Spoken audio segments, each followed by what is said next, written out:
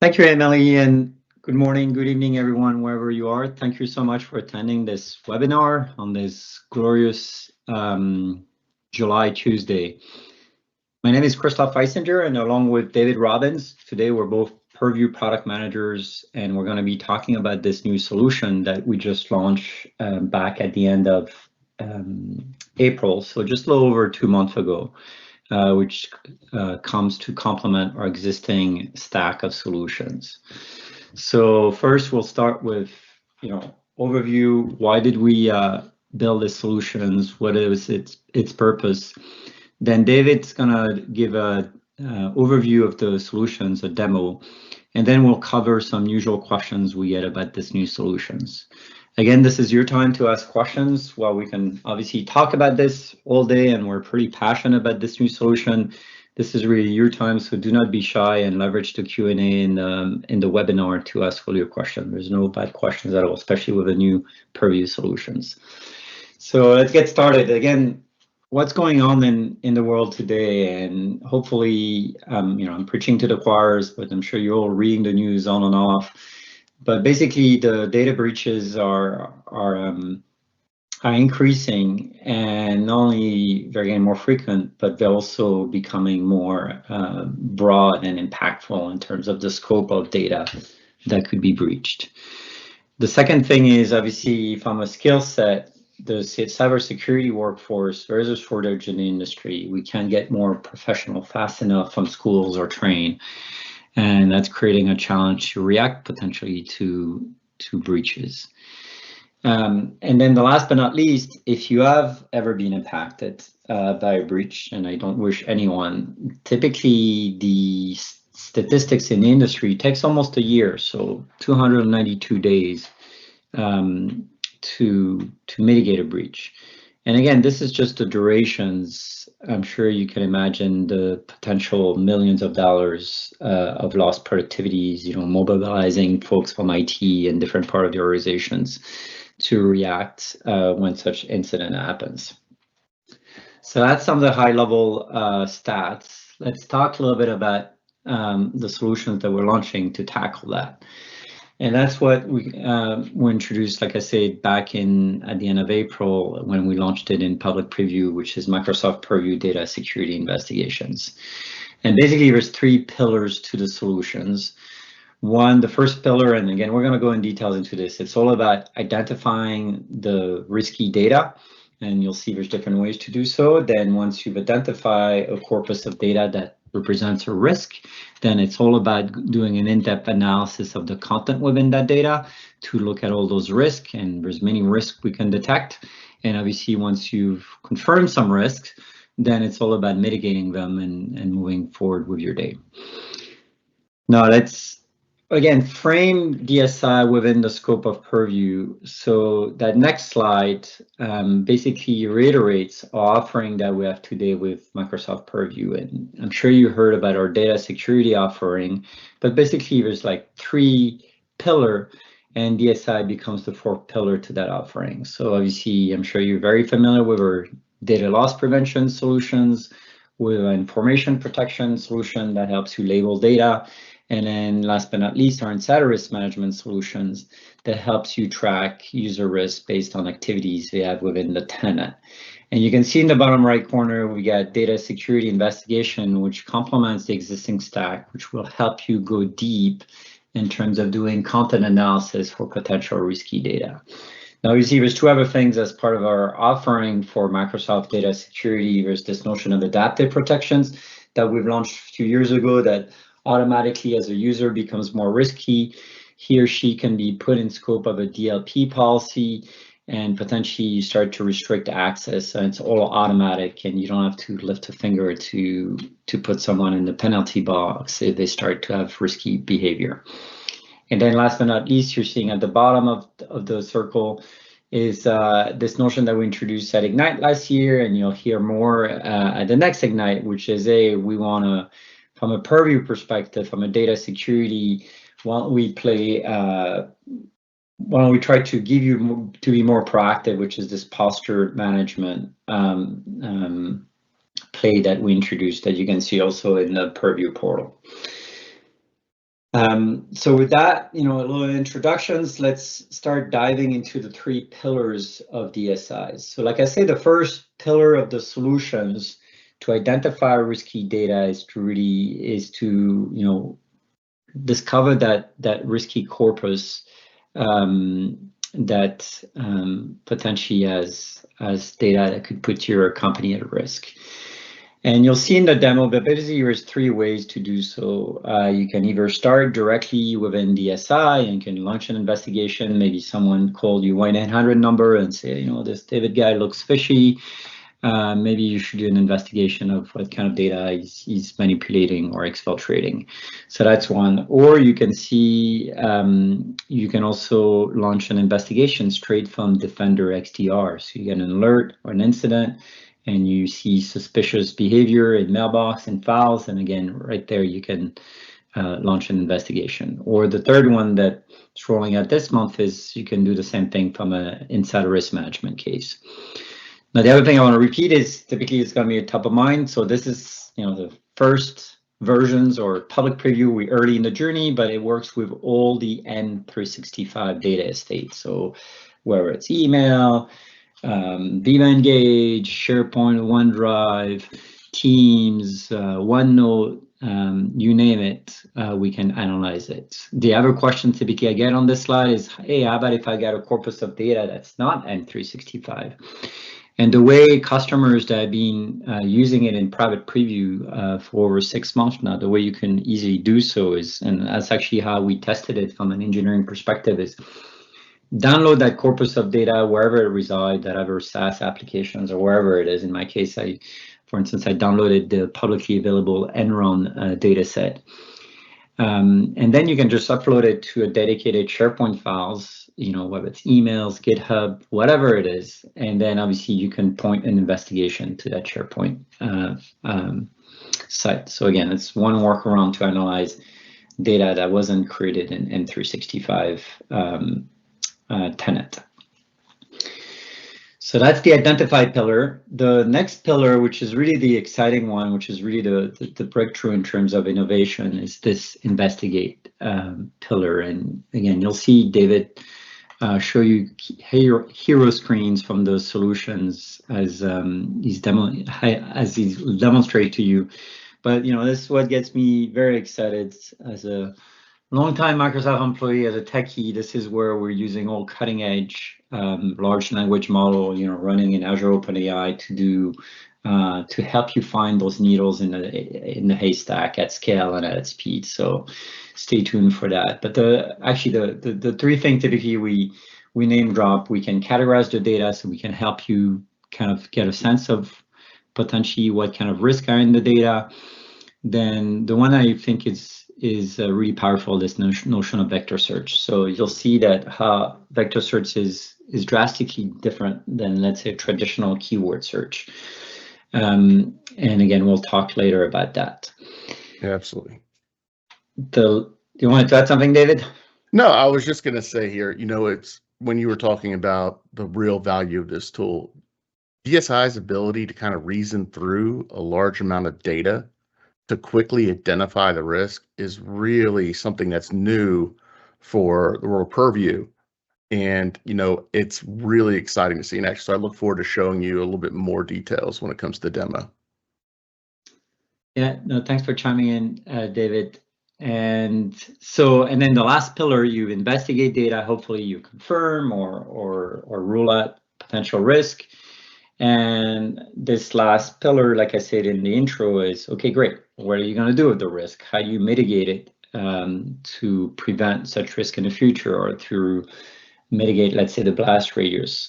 Or, if it's passwords or security tokens that get leaked, how do you rotate the tokens or reset the passwords and, ping your Entra administrator so that he or she can reset them? So, it's all about preventing the attacker or intruder to continue to exfiltrate data potentially. So we'll talk about that. Now, before I start, one more slide before I switch to the overview of the presentation. It's this notion of persona. So we get a lot of questions about, with a new solution, what is the personas? that it was really built for.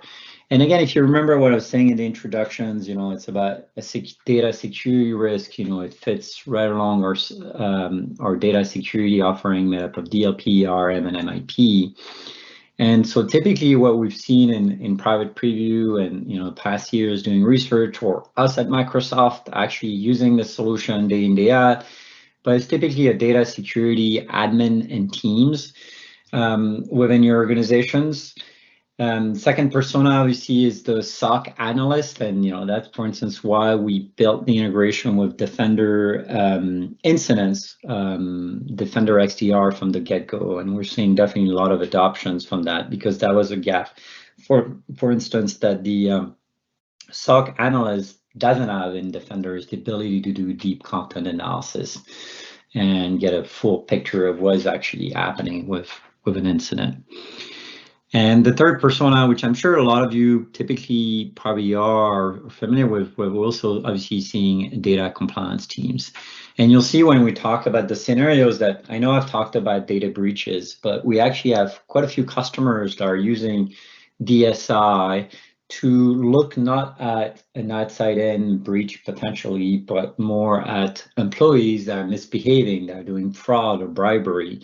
And typically, this is where the data compliance team comes in. So, we're still learning. I think it's a space that's also quickly evolving in industries. After being at RSA and the conference back in May, it's changing, and we're seeing a lot of also unifications between, the SOC team and potentially data compliance, where potential historical barriers are falling, and folks realize we need to collaborate together to deal with those data security risks. So that's just some indications of what we built the solution for. If you get feedback, definitely let us know. We're not pretending this is only those three personas, but this is typically what we've seen in private preview with folks using the solutions. Now, with that, enough talking, let's show you a glimpse of the product. All yours, David. Hey, everyone. So I am really excited to share some screenshots from our newest Purview data security tool, DSI. So first, we really want to highlight that integration. As Christophe mentioned, our initial integration is with Defender XDR and now Purview IRM. So we're really excited about that. But of course, there are some components, even for Microsoft Information Protection, that will carry over into the world of DSI as well, which I hope to highlight later on. But first, we're going to start with our integration with Defender. So as you see here, we have an incident that was flagged by Defender. And that incident, of course, involves data. So now we need to really understand that full scope of this incident to determine really what risk it poses to our organization. So as you see here, we have a new option available within Defender, where it will allow us to escalate this incident from Defender into DSI, where, as Christophe mentioned earlier, we can leverage AI to really find that data, even if it's that needle in a haystack, that can really pose significant risk to our organization. So I'm going to go ahead and investigate this incident by sending it to DSI. And at this point, I do want to call out that this is where we're going to create that data security investigation set. Now, one thing I do want to highlight, in case anyone's curious, when it comes to permissions, your SOC team or whoever is actually monitoring Defender will not automatically have access to get into this data. That is important to know. It does require a special permission set to get into the actual data within DSI. So I just want to make sure that that this is not going to give all of your SOC team access to this new tool. But from this point here, we're going to go ahead and create our investigation based on what the data that Defender flagged. So I'm going to go to the next screen. And from here, you can kind of see a quick overview of the data that was involved in this incident that was flagged by Defender. So as I mentioned earlier, we do, while our initial integration is with Purview IRM and Defender, as you can see here, we also do have integration with our Microsoft information protection, especially when it comes to classifiers. So that's the ability to collect data based on sensitivity label and see sensitive information type information within the data that you're collecting. So we're going to, at this point, we're going to add this to our scope where we can take advantage of that AI analysis that Christophe mentioned earlier. So I'm going to go ahead and add this to our scope. And now we can start taking advantage of some of these AI components of DSI. And the first one that I want to call out today is categorization. This is that ability for DSI to take a data set and break it into categories to help you easily identify the data that you need to be most worried about. And we do that through 3 different types of categorization. We have provided some default categories.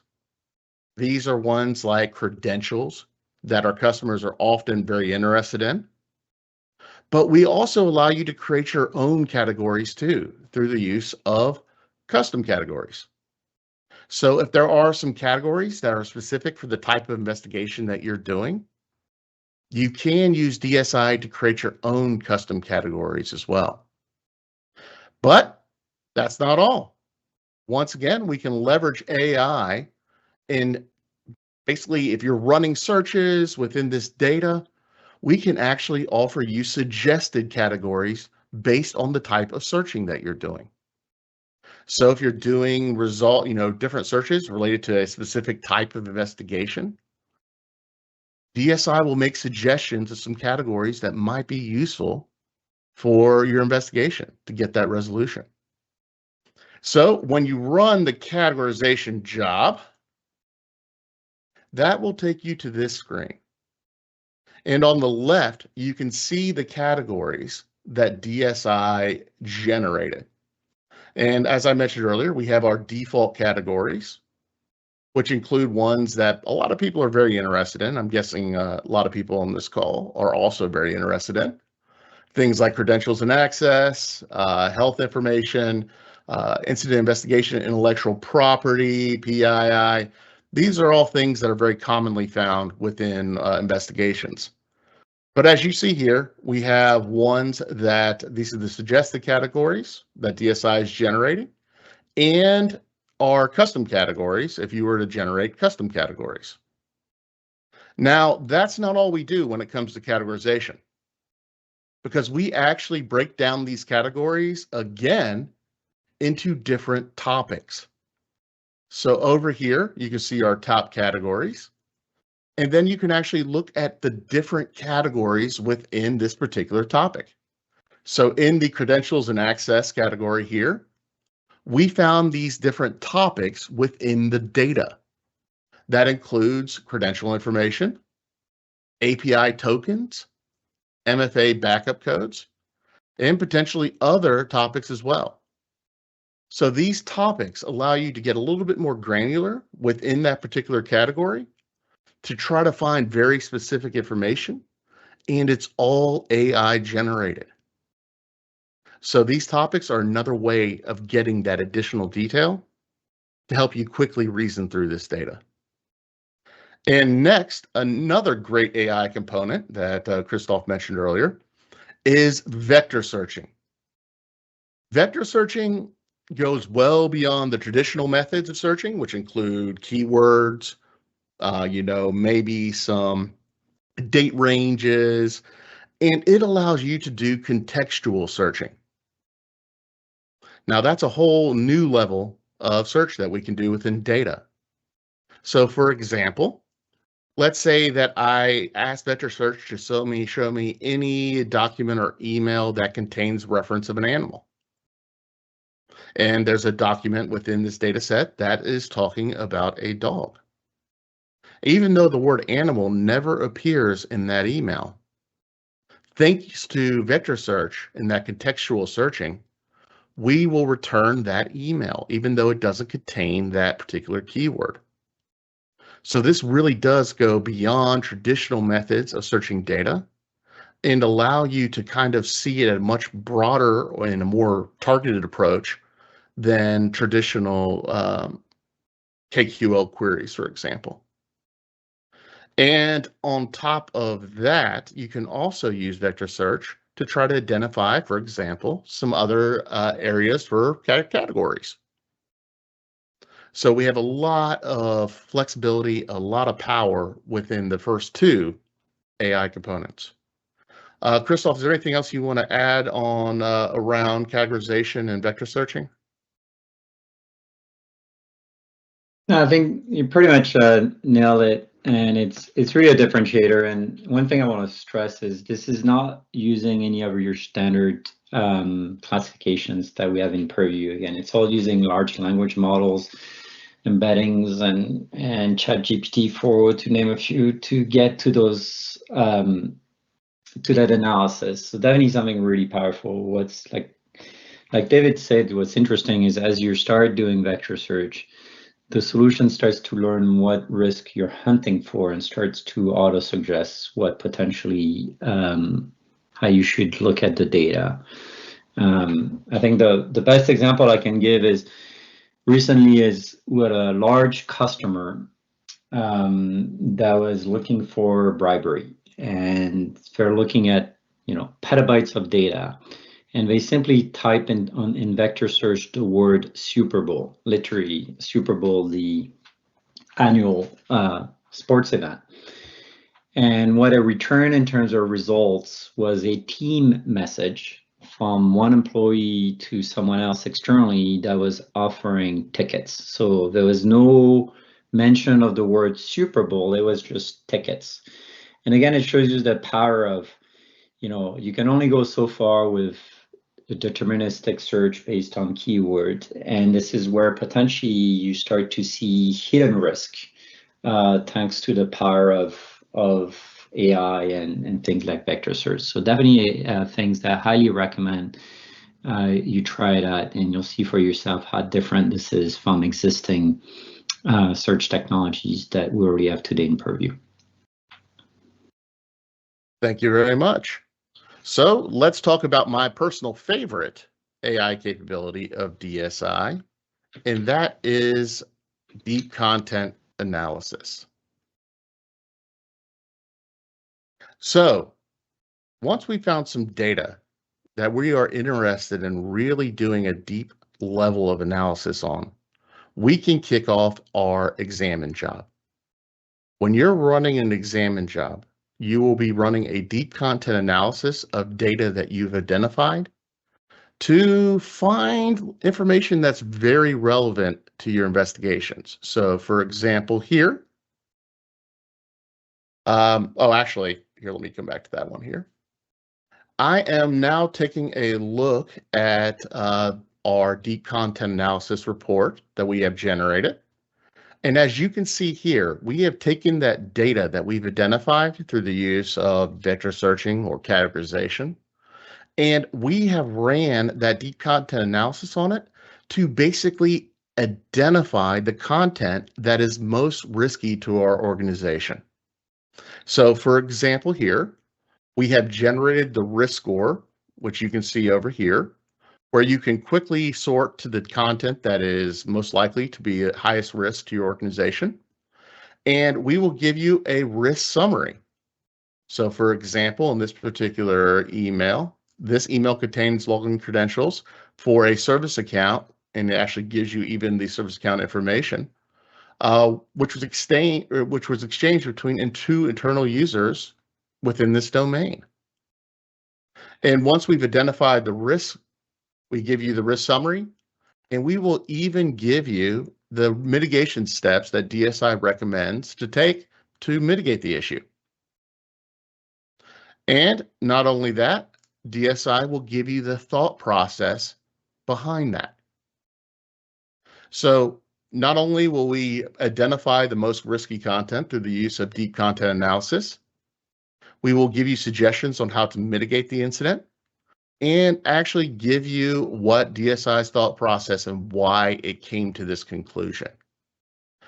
This is all content that you can export. So you'll be able to export the report. add it to our mitigation plan, which Christophe kind of showed you earlier, and we'll go over it again, and even explore the insights further. So we have spoken to customers that said that it took them, quote unquote, years to identify this potential large scale report on their own without the use of AI. So before we get to the next step here, I do want to highlight our activities panel, which we have here. So as you create jobs within DSI, you can go over to the activity panel, which is after our mitigation step over here.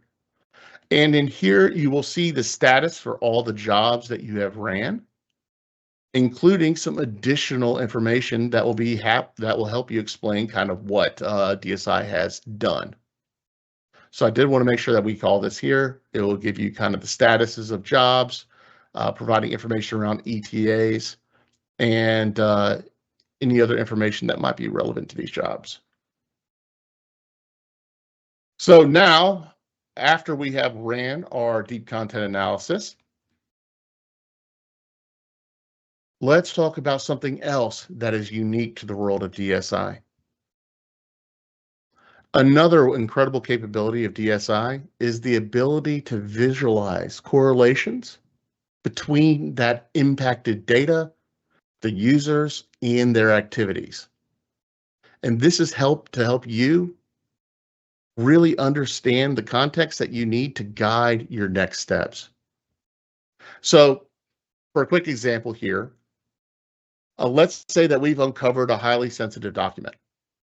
Not only will DSI help you determine and identify that highly sensitive document, it will also allow you to see into what users have downloaded that document, or even if it was accessed from a risky IP address.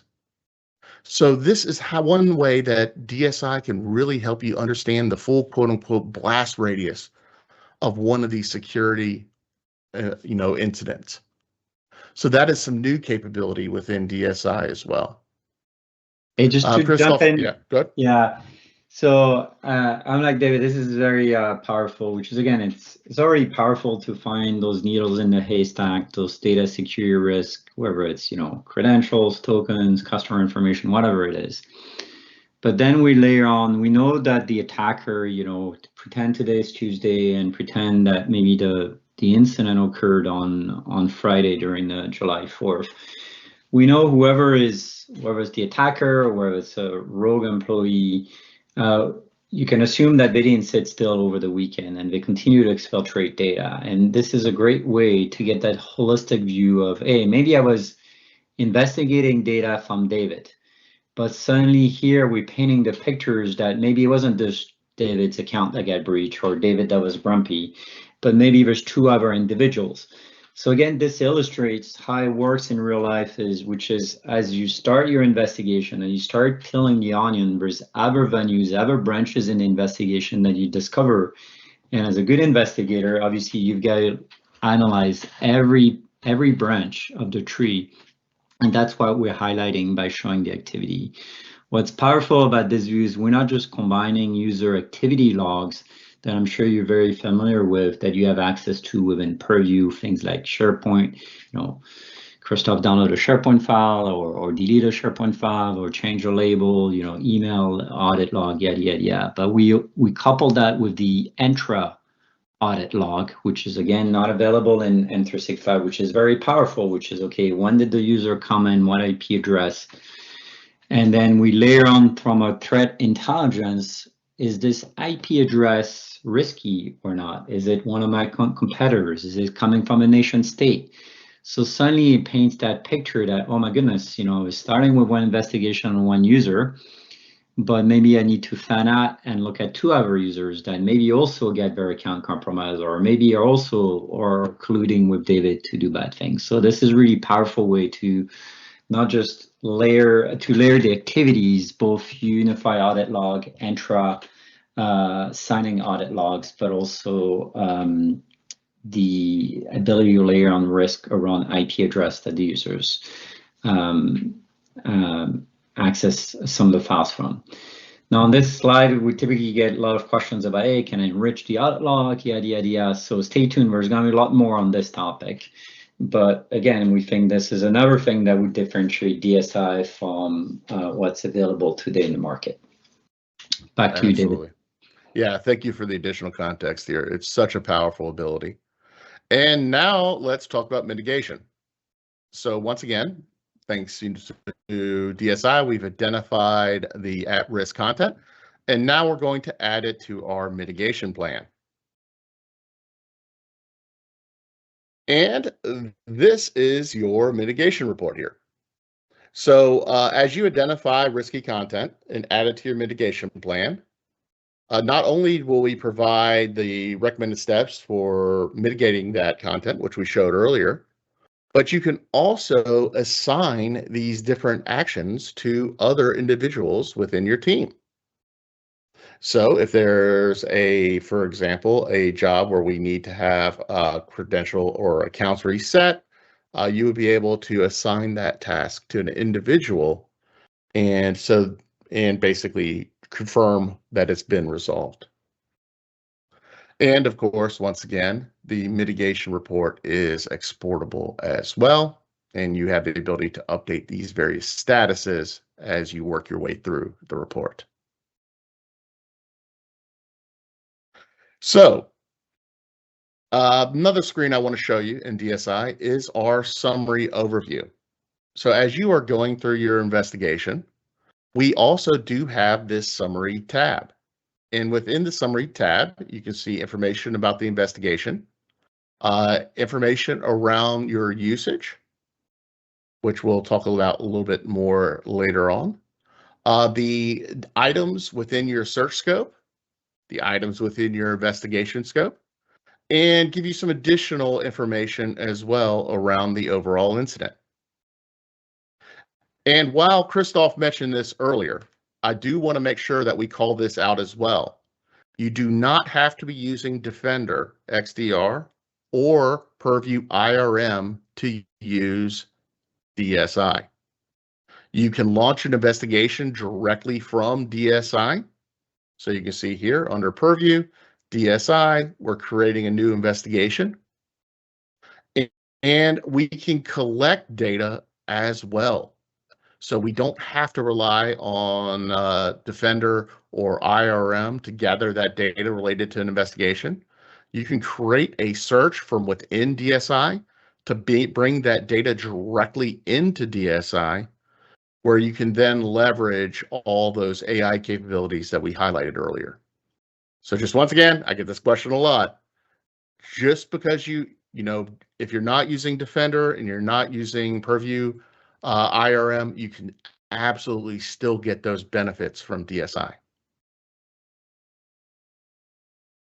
So when you're going to DSI for the first time, you're going to need to go through the guided first run experience. So this is basically a step-by-step guide of what you need to do to get DSI up and running. And it'll click through these different aspects that you see here. Walk you the setup pay-as-you-go billing for data storage, purchase the SCUs, units needed for AI, assign the permissions to your team. Once again, DSI uses net new permissions. So that means that you won't be able to access investigation sets if you do not have the proper permissions, which is good because you don't want any unintended people to be able to access DSI. So it does have net new permissions that you can leverage. And then it will help you create your first investigation. So when you first go to DSI, this is the screen that you're going to see that will take you through that first run experience. Christophe, anything you want to add on the FRE?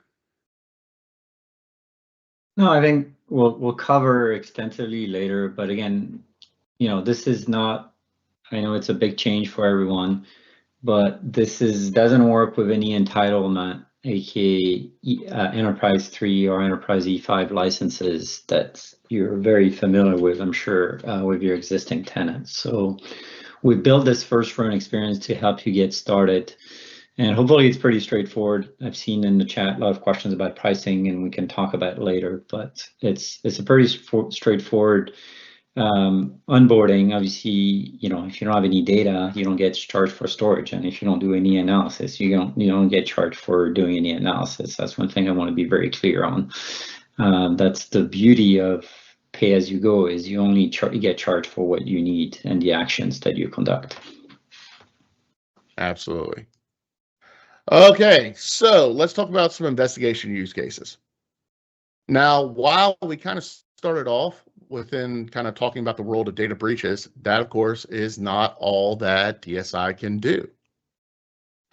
And some of the other use cases that we have that we've heard from customers is one very common use case was internal threats, inside risk investigations, where DSI can be leveraged to help you basically identify and mitigate internal threats.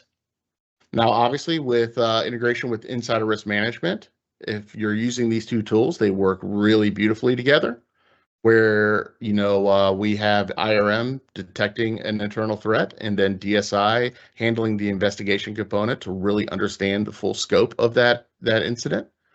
So that is one very common use case that we saw when it came to DSI. And also it can be used to basically handle proactive incidents too. So you can actually use DSI to gather data and help reason through that data quickly to understand if there's anything that you need to be concerned about. One common scenario that we heard from customers was for investigating fraud. It's a big part of that insider risk is fraud investigations. We saw one incident where there was a customer was concerned about employees basically approving POs for fake companies. And through the use of vector search, they were able to help identify the names of these fake companies and then expanded that search to really find all the, basically the, we'll say, malicious actors when it came to this fraud investigation. There's the ability to there's the ability to investigate bribery within these tools as well. Through the use of vector search and categorization, you can easily find, let's say, unimproved conduct within your organization. And of course, the investigation of the exposure of sensitive information. That's a big component here. Whenever there's an incident, you need to understand what data was exposed in the incident. And since these incidents contain a large amount of data, let's say that insider risk management detected an employee copied 10,000 documents to a USB drive. Through the use of DSI, we can reason through that data to see if there's any of that content, if any of the content exposes sensitive information to your company. So that's another use case for DSI. And then you can also use DSI to see any inappropriate content. So if you're doing an investigation, you can use DSI to basically find out if there was any, say, inappropriate content that was shared between individuals at your company. Anything else you want to add to some of the scenarios that you've dealt with, Christophe? No, you did it well. I think again the key point I want to stress with everyone is, you know, in the introductions I was talking about a data breach. So yes, we can use that as the data breach, but as David said, and as I mentioned also, we have plenty of customers that are not using it just for data breach. We're using it for good old employee misbehaving internally. And again, you might say, hey, I've got insider risk management, DLP. Yeah, you get all those tools, but with those, where the customers need DSIs, at one point, you might again be alerted that, you know, if you're using insider risk management, that user is risky, but you still have maybe 1,000 files or 600 files or 10,000 files that potentially trigger RM alert, you still need to go through of what exactly did that person do. And that's where DSI comes into play. So again, the takeaway is you can use it for outside in breach type of scenario, or you can also use it to do deep content analysis of the data risk within the corpus of data from your employees. Excellent. So we had a question in the chat about how DSI differs from Purview eDiscovery. And that's an important thing to understand. A lot of our customers currently use Purview eDiscovery to collect data for investigations. So it's important to understand the difference between DSI and Purview eDiscovery. One very noticeable difference here is the fact that this is a tool that's tailored to investigations, data security, and SOC analysis. So this is a security tool. eDiscovery was originally designed to be a legal tool. DSI is tailored to this persona that we talked about earlier. Also, as we mentioned earlier, DSI is integrated with investigation and Defender products. So we have our Defender XDR integration, which allows you to take an incident in Defender and escalate it to DSI. And same goes for Purview Insider Risk Management. So through the use of DSI, you can quickly take the data that was impacted by an investigate or internal risk incident or a security-related incident, send that over to DSI without having to create complex searches in eDiscovery. This is also AI-powered. The eDiscovery does not do any type of analysis when it comes to security or insider risk incidents. DSI has the AI capabilities to quickly reason through data sets to help you quickly respond to these incidents, which is something that eDiscovery does not do. Also, as we showed earlier, DSI has integrated activity insights. This is another thing that eDiscovery does not do, to where we can, through the use of DSI, we can basically paint that picture to basically visualize those correlations between the impacted data, user, and activity in a way that is impossible with the eDiscovery.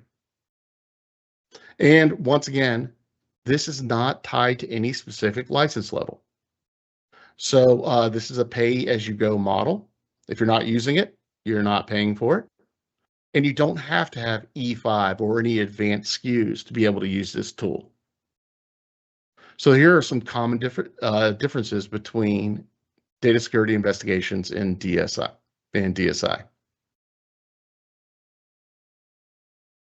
Now, Christophe, I'll turn it over to you to talk about the new pay-as-you-go pricing for DSI.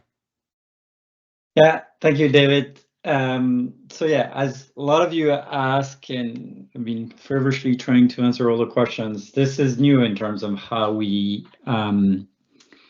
purchase this. So it's not part of your E3, E5, F1, E1, whatever it is, wherever you are. So instead, it's a pure pay-as-you-go metering. So that means no, you don't need Defender license, Entra license, or N365 license to do to leverage DSI. Don't get me wrong, you know, with E5, you get to integrate with RM and all that good stuff. So there's basically two meters, pay-as-you-go meter. There's a storage meter and there's an AI compute meter. The storage meter pretty much runs as soon as you start to commit data to an investigation. And you know, it's at $5 per gigabyte per month. So you know, you can do the math. If you get 1 gigabyte for full 30 days, then that's going to cost you $5 for that 1 GB. Obviously, if you're going to keep it longer, then you multiply that. So, and if you want to do a per day math, then you can divide the $5, you know, because of some of the month for 31 days, 30 days. you can do the math on the per day of storage. And if you delete that investigation, then the storage meter stops. The other thing I want to add is when we go through that process of preparing the data for AI, so basically all the stuff that David was showing, that's the ability to do vector search and categorization. For that, we need to prep the data, and we do a first pass by running embeddings and running some LLM to find the relationship between the documents, the text in those documents, and that's what helps us connect the dot between, let's say, Super Bowl and a message with tickets. So that also adds storage because we had a bunch of metadata that we persist when we run that preparations on the data. The security compute unit that we use, SCU, obviously it's the same unit that you would use today for those of you that are using Security Copilot, whatever the use case is, or using agents or it's Security Copilot embedded or as part of the Purview stack. No, it doesn't get shared today with the security compute unit that, again, for those of you that have been using it, are familiar with. What we're going to do is we're going to make a change this month where we're going to remove the requirement. So let's step back. Typically, SCU, there's 2 meters. There's one where it's called provision. So you say, hey, I want, it's a minimum of 1 SCU for a month, for every hour of the day, for every day of the month. And that's about almost $2,900 to just provision 1 SCU. And because, again, it could be idle and the world of data investigation is very bursty, we want to remove that requirement. So instead of having to provision 1 SCU, if you're an existing Security Copilot customers and you're interested by DSI, you can just go only to overage. And there you truly only pay for what you need to do your analysis. So that would be the second rate that you're seeing here, which is overage is $6 per SCU. So if you need 100 SCU to do categorizations, to do the examinations that David was talking about, then that would be 6 times 100, that would be $600 to get to the bottom of your investigations. And again, that latter meter, I want to be clear, is if you're not running any analysis, there's no SCU that are being used. So unlike the storage, if the data is sitting idle, you still get charged for storage. For the SCU, if you're not doing any analysis, then nothing gets charged on that meter. So there's a lot of questions that come with a meter or pay-as-you-go pricing. So there's 2 things that we're working on that some of you already asked. There's, A, I want to be able to forecast how much I need per investigations. So while we do have bits and pieces in the documentation, we heard the feedback loud and clear that we can do a much better job in terms of giving you the ability to estimate those SCU and the cost in general. So we're working on that. Stay tuned. We're going to publish updates in our documentation this month of, typical T-shirt size, small, medium, large, how much would it cost to run those investigations. So that's one on the estimator. The second thing we're working on is pretend I've got a budget, I need X amount of dollars or euros per month to run those analysis. Then the second questions all of you have is, hey, how do I make sure that my spend is tracking against forecast? So again, we're going to give you a report within DSI. You can actually access it today for those of you that have been using DSI. But for every analysis that you run, we tell you how many SCUs, for instance, you consume. Well, obviously, we show you some of the storage in your investigation. So we're going to make it a lot easier where you can say, for all my investigation, for whatever date range you want, here's how many units I've consumed, and which will lead, obviously, to a bill. And that leads me also to the second screen, to the next screen, David, if you can move forward. Which is, all those meters that, pay-as-you-go meters that we're standing up in Purview. This is not just DSI, but I'm sure you've seen it if you're familiar with the Purview stack. But eventually, it's all something that gets provisioned in Azure Consumption Billing.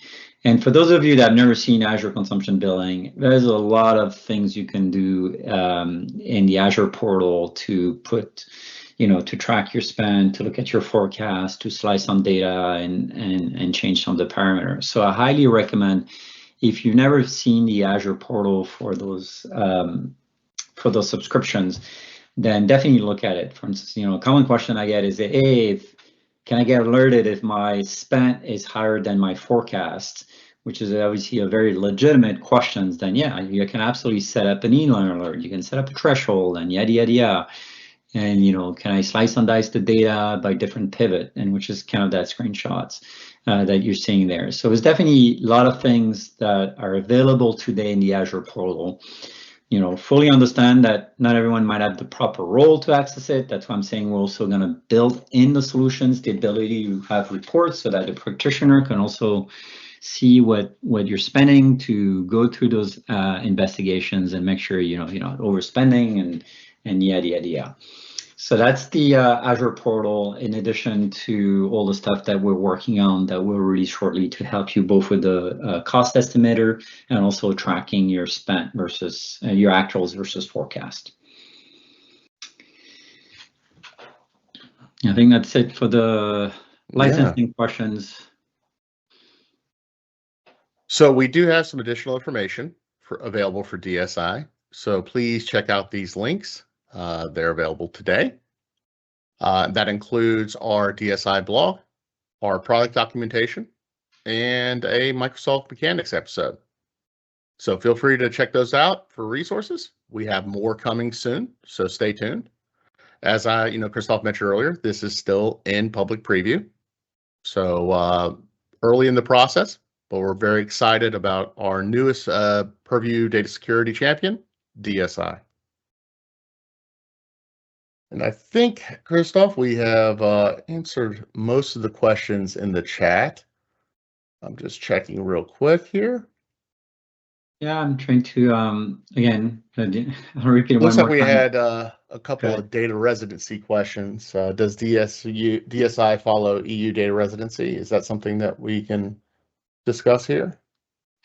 Yeah, I mean, it follows the, I'll share we have links in the documentation. So depending, see if I can get the link. So yeah, it's built like all our Purview solutions. We've documented the compliance boundaries and all that good stuff. So I don't know what the specific questions, but there's definitely a lot of information in our documentations. If not, just reach out. But it was built with all the standard privacy, compliance, security standards of Microsoft. Absolutely. Okay, well, we're about at time today, but thank you very much for attending. Please check out these references to learn more about DSI. Lots of new exciting things coming. And as always, please keep that feedback going. So thank you very much for joining us today. Yeah, thanks, David. And thank you, Christophe, as well, for being our guest today and for sharing all of that great information with our community. Also, thank you to the Q&A team who helped us with answering all of those questions and providing all of the resourceful information. To all of the listeners still on the line, if you're someone who wishes to aid in the protection of the world from cyber threats and desire to have a say in shaping our strategies, blueprints, and recommendations, then we invite you to become part of our security community. Together, we can make a global impact. So join us at aka.ms/securitycommunity. This is also where you'll be notified about the upcoming webinars, events, and other announcements. For those of you who may have additional questions on the topic we just covered or other project-related questions, please feel free to raise them on our Microsoft Tech community discussion space at aka.ms/Azure Purview Community. Thank you all for being part of our community and for joining us on these webinars. We hope to see you next time. Goodbye.